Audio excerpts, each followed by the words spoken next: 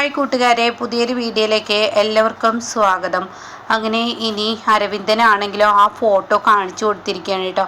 ഇതേ സമയം അരവിന്ദൻ അവരോട് പറയുകയാണ്, എനിക്ക് ബാത്റൂമിലോട്ടൊന്ന് പോകണം, നിങ്ങൾ ഒരു സൈഡ് എവിടെയെങ്കിലും നിർത്തി തരുമോ? എനിക്ക് കുഴപ്പമൊന്നുമില്ല, നിങ്ങളിവിടെ മൊത്തത്തിൽ എന്നെ ചുറ്റിക്കാണിക്കാൻ വേണ്ടി വന്നിരിക്കല്ലേ, നിങ്ങളോട് പറഞ്ഞ ആ മേഡം അങ്ങനെയാണ് ആവശ്യപ്പെട്ടതെങ്കിൽ എനിക്ക് തെറ്റില്ല, അപ്പോൾ അതുകൊണ്ട് തന്നെ അതെങ്കിലും ഒന്ന് സാധിച്ചു തരുമോ എന്ന് ചോദിക്കാൻ കേട്ടോ. ഞാൻ നാളെ നേരം വെളുക്കുമ്പോൾ തന്നെ നിങ്ങളുടെ കൂടെ ഞാനും ഉണ്ടാവും എന്ന് അരവിന്ദൻ പറയണം. അപ്പോൾ ആയിക്കോട്ടെ എന്നും പറഞ്ഞിട്ട് അവർ നിർത്തുന്നുണ്ട്. പിന്നീട് അരവിന്ദൻ ഇങ്ങനെ മനസ്സിൽ ചിന്തിക്കുകയാണ്, ഈശ്വര എന്നിങ്ങനെ ചിന്തിക്കുന്നുണ്ട്. അരവിന്ദൻ്റെ മനസ്സിൽ പല പ്ലാനുകളാണ് കേട്ടോ. ഇതേ സമയം ആവണിമോളെയാണ് കാണിക്കുന്നത്. ആവണിയും അഭിയും കൂടിയിട്ട് ഇങ്ങനെ തൻ്റെ മകളെ വാരിയെടുക്കുകയാണ്. പാവണിയാണെങ്കിലോ, അച്ഛാ എനിക്കൊരു കുഴപ്പമില്ല പപ്പ എന്നൊക്കെ പറഞ്ഞിട്ട് ഇങ്ങനെ സമാധാനിപ്പിക്കുകയാണ്. സമയം അബിയോടും അത് തന്നെ ആവണിമോൾ പറയുന്നുണ്ട് കേട്ടോ. അപ്പോൾ ഈ സമയം ഇപ്പുറത്താണെങ്കിലോ വേഗം ചാരുവിൻ്റെ അരികിലോട്ട് അബി ഓടി വരികയാണ്. എന്നിട്ട് ചാരുവിനോട് പറയാണ്, ചാരുവിന് എന്നോട് എത്ര നന്ദി പറഞ്ഞാലും മതിയാവില്ല, എൻ്റെ മോള് കുറച്ച് സമയം കൂടി അകത്ത് കിടക്കുകയായിരുന്നെങ്കിൽ, അതിനുള്ളിൽ പെട്ട് കിടക്കുകയായിരുന്നെങ്കിൽ എൻ്റെ കുഞ്ഞ് എനിക്ക് നഷ്ടമായിരുന്നു, അത് ഉറപ്പുള്ള കാര്യമാണ്. എനിക്കെൻ്റെ കുഞ്ഞ് കിട്ടില്ല, ശ്വാസം കിട്ടാതെ അവൾ ആകെ ബുദ്ധിമുട്ടിയിരുന്നു. നിന്നോട് എത്ര നന്ദി പറഞ്ഞാലും മതിയാവില്ല. ഞാൻ ദൈവത്തിൻ്റെ സ്ഥാനത്താണ് നിന്നെ കാണുന്നത്, അതുകൊണ്ട് നിനക്കും ആകാശം നല്ലൊരു ജീവിതം തന്നെ ഉണ്ടാവും, ഞങ്ങളുടെ പ്രാർത്ഥന ഉണ്ടാവും എന്നൊക്കെ പറയുമ്പോൾ അഭി പറയുന്നത് ശരിയാണ്, എത്ര നന്ദി പറഞ്ഞാലും മതിയാവില്ല. ഞങ്ങളുടെ കണ്ണ് തുറപ്പിച്ച ഒരു ദേവിയെ പോലെയാണ് നിന്നോട് തോന്നുന്നത്. ഞാനും എൻ്റെ ഈ പറയുന്ന അഭിയും തമ്മിൽ ചെറിയ പിണക്കങ്ങളൊക്കെ ഉണ്ടായിരുന്നു, പക്ഷേ അതൊക്കെ ഇപ്പം മറന്നു, അതൊക്കെ ഞങ്ങളുടെ മനസ്സിൽ നിന്ന് മാഞ്ഞു പോയി. ഇനി ഞങ്ങൾ ഞങ്ങളുടെ മോൾക്ക് വേണ്ടിയിട്ടാണ് ജീവിക്കുന്നത്. ഞങ്ങളുടെ കുഞ്ഞൊരു നിമിഷം ഞങ്ങളിൽ നിന്ന് പോയപ്പോൾ ഞങ്ങളുടെ എല്ലാ ആ ഒരു ഇതും ഞങ്ങളിൽ നിന്ന് പോയി. അഭി പറയുകയാണ്, ഞാനൊരു വക്കീലാണ്, അപ്പോൾ അതിൻ്റേതായ തിരക്കുകൾ അതൊന്നും എനിക്ക് ആ ജോലി തന്നെ വേണ്ടാന്ന് തോന്നി.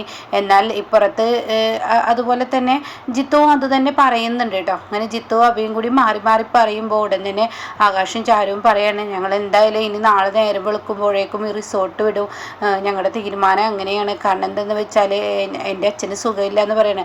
അപ്പോൾ ഉടൻ തന്നെ ഇതേ വാക്കുകൾ തന്നെ ചാരും പറയാണ്, എനിക്കെൻ്റെ ജീവനാണ് എൻ്റെ ബാലമാമക്ക് ഒരു കുഴപ്പം വരരുതെന്ന് പറയണേ. അങ്ങനെ ആ രാത്രി കടന്നു പോവുകയാണ്. എന്നാൽ ഈ സമയം പിറ്റേ ദിവസം നേരം വെളുക്കുമ്പോൾ ഷേയുടെ ഉള്ളിലാണെങ്കിലോ, ഇന്നത്തെ ഒരു ദിവസം ആ അലവലാതിയും കൊണ്ട് ആ ഗുണ്ടകൾ നടന്നു. ഇനിയിപ്പോൾ നേരം വെളുക്കുമ്പോൾ അവൻ കയറി വരും. എന്തായാലും അവൻ്റെ അച്ഛൻ്റെ കാര്യങ്ങൾ പറഞ്ഞ് ഇവിടെ നിന്ന് അവനെയും കൊണ്ട് ഓടിക്കാൻ നോക്കണം, അല്ലെങ്കിൽ അവൻ്റെ 2-ാം മാസം 10-ാം മാസം എന്നൊക്കെ പറഞ്ഞിട്ട് അവൻ എൻ്റെ മുന്നിലോട്ട് വരും. അലവലാതി എങ്ങനെ എന്ത് പറഞ്ഞ് ഇവിടെ നിന്നും പറഞ്ഞേക്കും. അതപ്പം ഞാൻ ചിന്തിക്കുന്നത് എന്നിങ്ങനെ ഷേയ ചിന്തിക്കുമ്പോൾ കാണാം അരവിന്ദൻ കയറി വരുന്ന കേട്ടോ. അരവിന്ദനെ കാണുന്ന ഷേയ, ആ അരവിന്ദൻ എവിടെയായിരുന്നു? അവന് വരുമ്പോഴേക്കും എന്തെങ്കിലും അടവുകൾ പ്രയോഗിക്കണമെന്ന് മനസ്സിൽ കരുതി നിൽക്കുന്ന ഷേയാണ്. അങ്ങനെ അരവിന്ദൻ അങ്ങ് കയറി വരുമ്പോൾ തന്നെ അരവിന്ദൻ്റെ മുഖം ഭയങ്കരമായിട്ട് കനമുണ്ട്. നല്ല ദേഷ്യത്തോട് കൂടിയിട്ടാണ് കേട്ടോ അരവിന്ദൻ വരുന്നത്. അങ്ങനെ അരവിന്ദൻ ദേഷ്യത്തോടു കൂടി വന്നുടനെ ഇവിടെ ഷേയ ചോദിക്കുന്നുണ്ട്, അരവിന്ദൻ എന്ത് പണിയാണ് കാണിച്ചത്? ഇന്നലെ രാത്രി ആ തിരക്കിനിടയിൽ അരവിന്ദനെ ആർക്കോ എന്തോന്ന് പറഞ്ഞിട്ട് അരവിന്ദൻ അങ്ങ് പോയതല്ലേ, പിന്നീട് അരവിന്ദൻ്റെ ഒരു വിവരമില്ലല്ലോ. അരവിന്ദൻ എങ്ങോട്ടാ പോയത്? എന്താ അരവിന്ദ മിണ്ടാത്ത്? എന്താ ഞാൻ ചോദിച്ചതിന് മറുപടി പറയാത്ത? ഞാൻ വല്ലാതെ ഭയന്നു പോയി. അരവിന്ദനെ സത്യത്തിൽ എങ്ങോട്ടാ പോയത്? അരവിന്ദനെ ആരെങ്കിലും തട്ടിക്കൊണ്ട് പോയതാ എന്നൊക്കെ ഇങ്ങനെ മാറി മാറി ചോദിക്കുന്നുണ്ട് കേട്ടോ. ആ സമയം അരവിന്ദൻ ഒന്നും മിണ്ടുന്നില്ല. തൻ്റെ ബാഗ് പെട്ടെന്ന് എടുക്കുകയാണ്, തൻ്റെ ഡ്രസ്സുകൾ ആ ബാഗിലോട്ട് ആക്കുകയാണ്. അങ്ങനെ ധൃതി പിടിച്ച് അരവിന്ദൻ ഇത് ചെയ്യുന്നത് കാണുമ്പോൾ ഷേക്കൊരു സംശയം, എന്താ അരവിന്ദ നീ പെട്ടെന്ന് ഡ്രസ്സുകളൊക്കെ ബാഗിലോട്ടാക്കുന്നു? അപ്പോഴും അരവിന്ദൻ ഒന്നും മിണ്ടില്ല കേട്ടോ.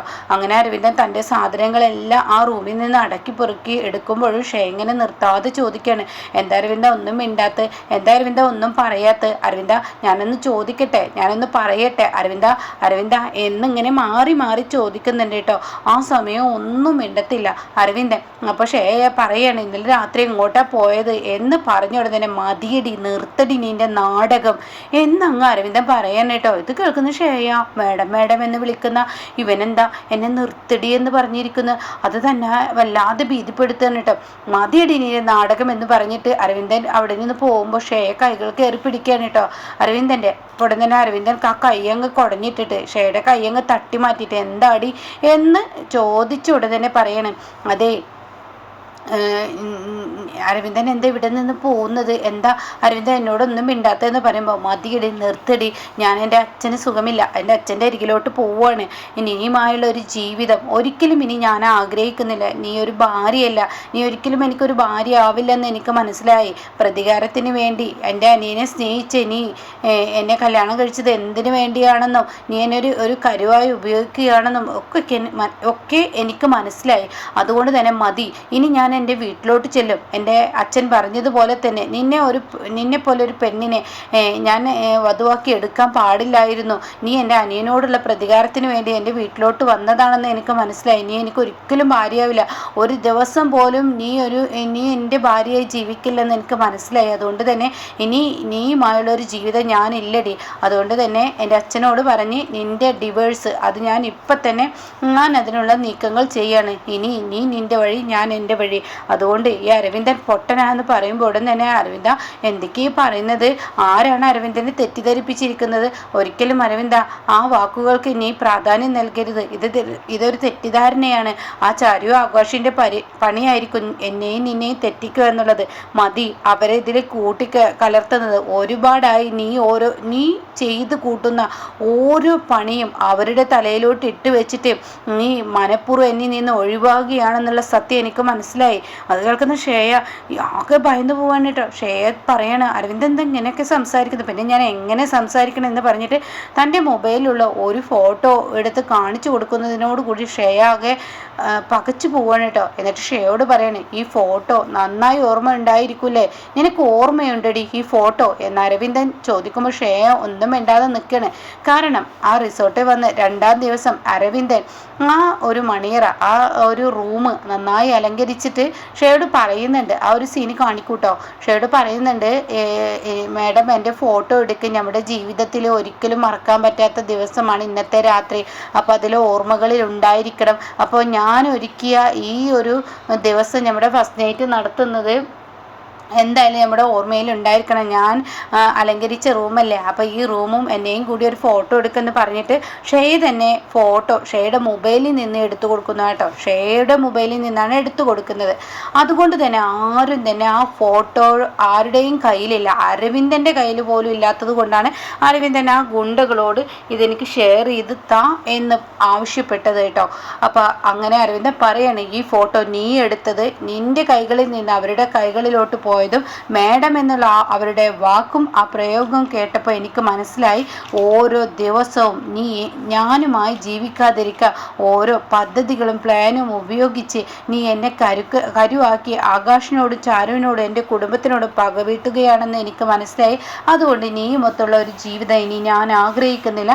ഞാൻ എൻ്റെ വീട്ടിലെത്തിയ ഉടൻ തന്നെ നിൻ്റെ വീട്ടിലോട്ട് തീർച്ചയായും നിന്നെ ഡിവേഴ്സ് ചെയ്യുന്ന ആ പേപ്പർ, നിന്റെ താലി വലിച്ചു പൊട്ടിക്കുന്ന ആ ദിവസം വരികയാണെന്ന് പറഞ്ഞിട്ട് അരവിന്ദൻ ഇവിടെ നിന്ന് പോകുമ്പോൾ ആകാശും ചാരുവും കാണാൻ അഭിയോടും അതുപോലെ ജിത്തുവിനോടും അവണിമോളൊക്കെ യാത്ര പറയാൻ കേട്ടോ. ഞങ്ങൾ പോവുകയാണ്, ഞങ്ങൾക്ക് പെട്ടെന്ന് പോകണം, ഞങ്ങളുടെ അമ്മാവിന് വയ്യ എന്നൊക്കെ പറഞ്ഞ് അമ്മക്ക് വയ്യ എന്നൊക്കെ പറഞ്ഞിട്ട് അവിടെ നിന്ന് പോവുകയാണ്. അങ്ങനെ അവർ വണ്ടിയിൽ കയറിയിരിക്കുന്നു. വണ്ടിയിൽ കയറിയിട്ട് അവരിങ്ങനെ വണ്ടി തിരിക്കുന്ന സമയത്ത് ആകാശ് എന്ന് പറഞ്ഞിട്ട് അരവിന്ദൻ വിളിക്കുകയാണ് കേട്ടോ. അപ്പോൾ അതോട് കൂടിയിട്ട് ചാരു പറയണേ ദേ അരവിന്ദേട്ടൻ അത് വിളിക്കുന്നതെന്ന് ചാരു പറയുന്നുണ്ട്. ആ സമയം അവർ വണ്ടി നിർത്തുക. അപ്പോഴേക്കും ഷേയ പിറകെ ഓടി വരുന്നുണ്ട്.